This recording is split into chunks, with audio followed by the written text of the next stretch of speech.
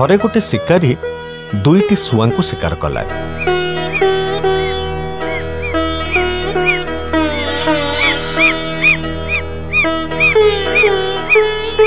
जंगल बाटरे तांकु नेइकी आसिबा बेले गोटिए सुआ शिकारी हाथरू उड़ी चलीगला।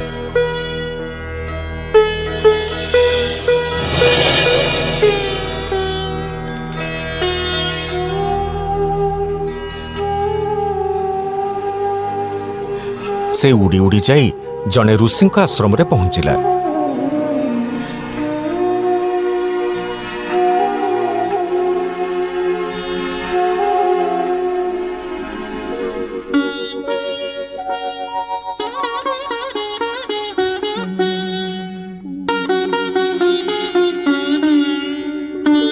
आउ अन्य सुआटी सबुदिन पई शिकारी घरे रहीगला।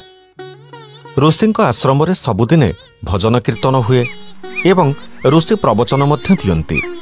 ऋषिंकर धार्मिक एवं नीति कथा सुआटी सबुदिने शुणुथिला।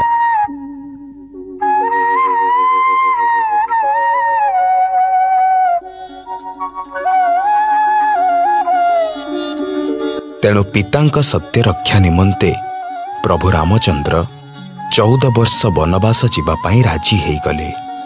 तांको संगरे सान भाई लक्ष्मण आउ तांको स्त्री सीता वनवास रे बाहरिले। पिता दशरथ रामचंद्र को जेते प्रकार बुझेइले जे माता कैकेयी को से वचन देइछंती आउ से वचन तांको रक्षा करिबा को पड़िबो।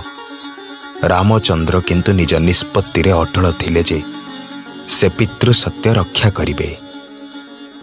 एई सुआटी शांत एवं आनंद परिवेश रे बढ़ुथिबा बेले आर सुआटी तार ओलटा परिस्थिति मध्यरे जीवन बंचुथिला। ए बदमाश तू किछि खाइचो ना नाही? ना ना आज किछि खाइनी। मते जोर भोक होउची। कोन टिके खाइबा को दिया? मो पाखरे जहा अछि खाइबो? हां खाइबी दिया।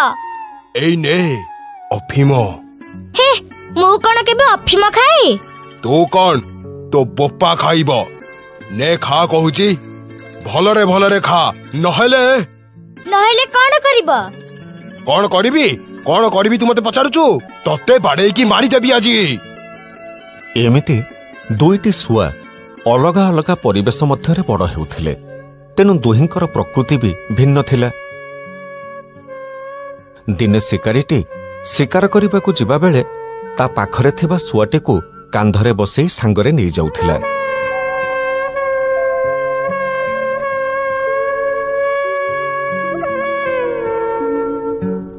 रास्तारे पड़िथिबा गोटे सिंब देखि सुआटीर लोभ लागिला। से ताकू खाइबा पई शिकारी कांधरू उड़ीगला।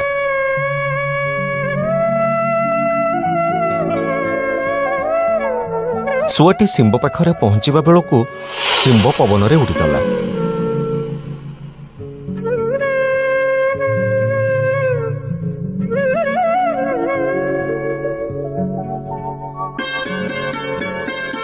ऋषि आश्रम थिबा सुआटी ठीक सेई समय रे खाद्य खोजिबा पाई मध्य बाहर को आसीथिला।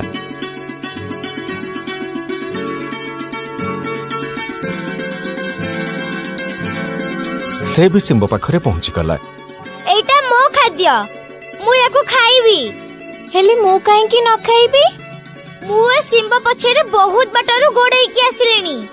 तेनो ए सिंब मु खाइबी। मु भी तो देखिची। ए बदमाश दुष्ट मो संगे जुक्ति करूछु। देखिबु मु कोन करिबी। तमे जदी चाहुछ तमे बरंग सिंबटा खाओ। मोर दरकार नहीं। मु तम संगे जुक्ति करि परिबिनी। ठीक एतिकी बेले ऋषि आश्रम रे थिबा सुआटी देखिला आर सुआटी देहरे खंडियाटीए हेछि। अच्छा तम देहरे ए खंडिया दागटा केमिति हैला? छाड़ से सब बहुत पुराना कथा। नहीं मोर पचारिबा कथा कोन की मो देहरे भी गोटे सेमिति दाग अछि। हां सतेरे। शिकारी पाखरे थिबा सुआटी देखिला जे सतकु सत आर सुआटी देहरे खंडिया दाग रहिछि। ताको बड़ा आश्चर्य लागिला। ता माने तू सेई? हां मु सेई गोटे शिकारी आम दुई को शिकार करिथिला किछि वर्ष तळे। मते क्षमा कर, मु तुमको बहुत खराब व्यवहार करिछि। मु शिकारी घरे थिली ना, तार व्यवहार बहुत खराब, तेणु मो व्यवहार भी खराब हो गला। हेले तू कोठी थिलु? मु ऋषि आश्रम रे थिली। सेठी सबुदिने भजन कीर्तन हुए, धार्मिक आलोचना हुए। आमे तो एबे दुई बंधु, तू गोटे काम करूनु, मते ऋषि आश्रम को नहीं चल। मु सेठी जाई आजिठो रहिबी आउ निजर स्वभाव को संपूर्ण बदलै देबी। हेले शिकारी से कोन तते सहजरे छाड़िबो? आउ ठीक एतिकी बेले शिकारीटी आसी ए सुआ दुई जनक पाखरे पहुंची गला। आउ ता पाखरे से रखिथिबा सुआटी को बहुत गाली गुलज कला। एई दुष्ट बदमाश, मु तते सेपटे खोजुची, आउ तू एठी आसी बसी गपुचो। देख देख, से शिकारी आसिलानी, कोन करिबा कहिलु? आमे जदि एठो न जिबा ताहेले तते ता संगे नै जिवो। तो जीवन रे भलो ही बंचिबार अछि ना? हाँ, ताहेले चल मो संगे रे उड़ी चल। आमे ऋषि आश्रम रे रहिबा आ शांति रे जीवन काटिबा। चल। अरे अरे कुआडे जाउछो? कुआडे जाउछु तो? मो कथा सुन। अरे कुआडे जाउछो? कुआडे जाउछु तो? मो कथा सुन। अरे कुआडे जाउछो? कुआडे जाउछु तो? मो कथा सुन। अरे कुआडे जाउछो? तम भली लोक संगे रहिले मु नष्ट होई जिबी, तेणु मो मो बंधु संगे रे जाउछी। आजिठो भले रे रहिबी, सत्संग रे रहिबी। मनुष्यर प्रकृति एवं व्यवहार परिवेश उपरे निर्भर करिथाए। भल मनुष्य हेबा पई भल परिवेश रे रहिबा जरूरी। गोटिए बण रे रहुथिला ठेकुआटिए। तार गोटे छोट घर थिला, किंतु से अलसुआ हेथिबारु घर को जम्मा सफा सुतुरा रखि पारु नथिला। ता घरे सबु बेले कूढ़ कूढ़ अलिया गदा ही रहुथिला। जंगलर कौनसी भी जीवजंतु ता घर को जीवा पई जम्मा पसंद करू नथिले।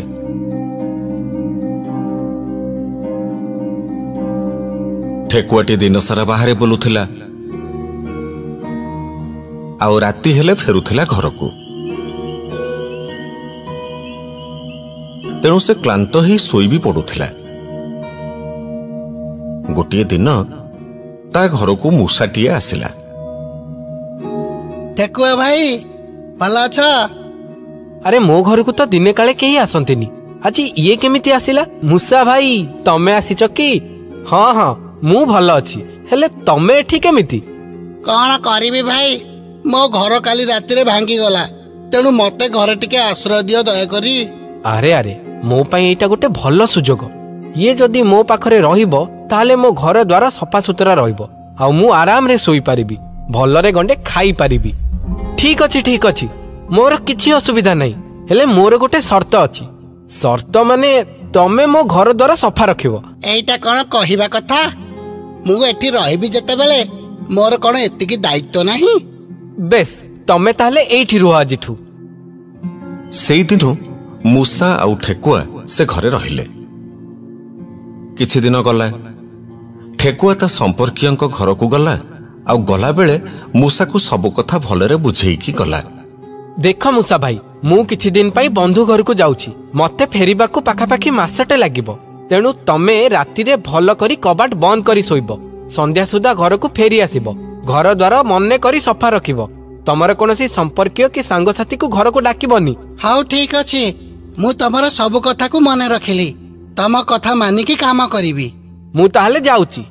सत कथा होउछि मूसार कोनोसी सांगसाथी नथिले किंबा केही संपर्कीय भी नथिले, तेणु ता पाखकु केही आसीबार नथिला।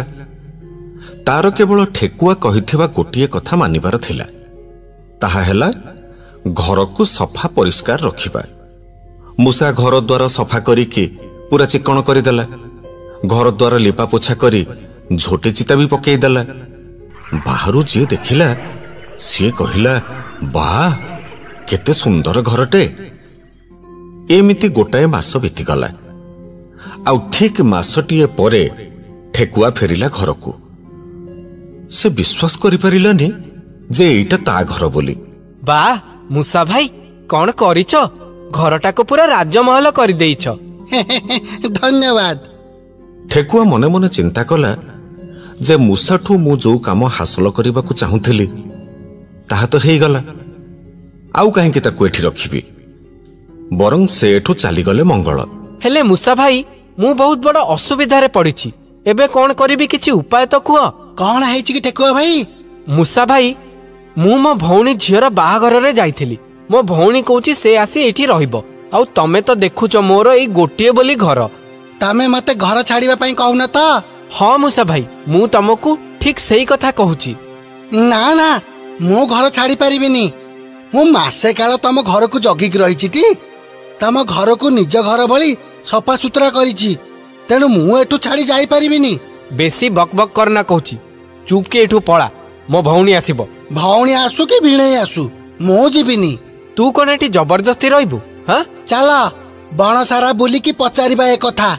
କେହି ଜଣେ ଯଦି କହିବ ଯେ ମୁଁ ଘର ଛାଡିବାଟା ଠିକ, ତାହେଲେ ମୁଁ ଘର ଛାଡିଦେବି। ଆରେ ଜଣେ ନୁହେଁ, ସମସ୍ତେ କହିବେ। ଚାଲ ଚାଲ ବାହାରକୁ ଚାଲ। ଦି ଜଣ ଯାକ ଏମିତି ପାଟିତୁଣ୍ଡ କରି କରି ଚାଲିଲେ ବଣ ଭିତରକୁ। ବଣ ଭିତରେ ତାଙ୍କର ପ୍ରଥମେ ଆଖି ପଡ଼ିଲା ଗୋଟିଏ ବିଲୁଆ ଉପରେ। ଦି ଜଣ ଯାକ ବିଲୁଆକୁ ସବୁ କଥା ବୁଝେଇକି କହିଲେ, କିନ୍ତୁ ଚତୁର ବିଲୁଆ ଚିନ୍ତା କଲା ଯେ ସେ କେମିତି ଏଥିରୁ ଲାଭ ଉଠେଇବ। ଦିଟା ଯାକ ପ୍ରାଣୀ ତାର ଶିକାର ଆଉ ତାର ଆହାର ଯୋଗ୍ୟ ମଧ୍ୟ, ତେଣୁ ସେ ସେମାନଙ୍କୁ ଖାଇବା ଦରକାର। ସେଥିପାଇଁ ବିଲୁଆ ମିଛରେ ଶୋଇବାର ବାହାନା କଲା। ମୁଁ ତମ କଥା ଶୁଣିଲି ଯେ, ହେଲେ ମତେ ବହୁତ ନିଦ ଲାଗୁଛି ମ। ମୁଁ ନ୍ୟାୟ କରିପାରିବିନି। ହଉ, ମୁଁ ତାହେଲେ ବିଞ୍ଚି ଦଉଛି। ତମେ ଶୋଇପଡ, ଉଠିଲେ ନ୍ୟାୟ କରିବ। ବିଲୁଆ ଜାଣି ଶୁଣି ଆଖି ବୁଜିଦେଲା ଆଉ ତାଙ୍କ କଥାକୁ ଶୁଣିଲା। କିଛି ସମୟ ଯିବା ପରେ ବିଲୁଆ ଉଠିଲା ଆଉ କହିଲା, ନିଦ ଭାଙ୍ଗିଲା ଯେ ମତେ ଜୋର ଭୋକ ଲାଗୁଛି। କଣ ଖାଇବ କହୁନ, ମୁଁ ଆଣିଦେବି। ଏତିକି କଥା ଶୁଣିବା ପରେ ବିଲୁଆ ଫଟକି ଠେକୁଆ ଆଉ ମୂଷାକୁ ଦି ହାତରେ ମାଡ଼ି ବସିଲା ଆଉ ତାଙ୍କୁ ଖାଇବା ପାଇଁ ଉଦ୍ୟମ କଲା। ଇଏ କଣ କରୁଛ ବିଲୁଆ ଭାଇ? ଆମେ ତ ତମ ପାଖକୁ ନ୍ୟାୟ ପାଇଁ ଆସିଥିଲୁ। ମୁଁ ଜାଣିଗଲି ତମେ ଦି ଜଣ କେହି କାହାକୁ ଭଲ ପାଅନି, ତେଣୁ ଜଣକୁ ଖାଇଲେ ଆର ଜଣକ ବିରୋଧ ବି କରିବନି। ଠିକ୍ ଏତିକି ବେଳକୁ ମୂଷା ମୁଣ୍ଡକୁ ଗୋଟାଏ ବୁଦ୍ଧି ଜୁଟିଲା। ସେ ନିଜକୁ ବଞ୍ଚେଇବାକୁ ଯାଇ ବିଲୁଆକୁ ଡରେଇ ଦେଲା। ଏଇଠି ସେପଟରୁ ବାଘ ମାମୁଁ ଆସିଲାଣି। ବାଘ ମାମୁଁ କଥା ଶୁଣି ବିଲୁଆ ଦି ଜଣଙ୍କୁ ଫୋପାଡ଼ି ଦେଇ ଜୀବନ ବିକଳରେ ଦୌଡ଼ିକି ବଣ ଭିତରକୁ ପଶିଗଲା। ମୂଷା ଏବଂ ଠେକୁଆ ଆସି ଘରେ ପହଞ୍ଚିଲେ। ସେମାନେ କରିଥିବା ଭୁଲ ପାଇଁ ବହୁତ ପଶ୍ଚାତ୍ତାପ କଲେ। ମୋର ଭୁଲ ହେଇଯାଇଛି ମୂଷା ଭାଇ, ତୁ ମୋ ଘରେ ରହ। ସ୍ୱାର୍ଥ ହାସଲ ପାଇଁ ମୁଁ ଅନ୍ଧ ହେଇଯାଇଥିଲି, ମତେ କ୍ଷମା କର। ତମେ ମତେ କ୍ଷମା କରେ ଠେକୁଆ ଭାଇ, ମୋର ବି ଏଇଟା ଭୁଲ। ମୁଁ ତମ ଘରେ ରହି ତମ ଉପରେ ଦାଦାଗିରି ଦେଖଉଥିଲି। ଉଭୟ ଉଭୟଙ୍କୁ କ୍ଷମା ମାଗି ପୁଣି ଥରେ ସେଇ ଘରେ ଶାନ୍ତିରେ ରହିଲେ। ତେଣୁ ଯଦି ନିଜ ବନ୍ଧୁ ସହ ତୁମର କଳି ହୁଏ, ସେଥିରେ ତୃତୀୟ ପକ୍ଷକୁ ସାମିଲ ନ କରି କେବଳ ଦି ଜଣଙ୍କ ଭିତରେ ଏ କଳିକୁ ସମାଧାନ କରିବା ଆବଶ୍ୟକ।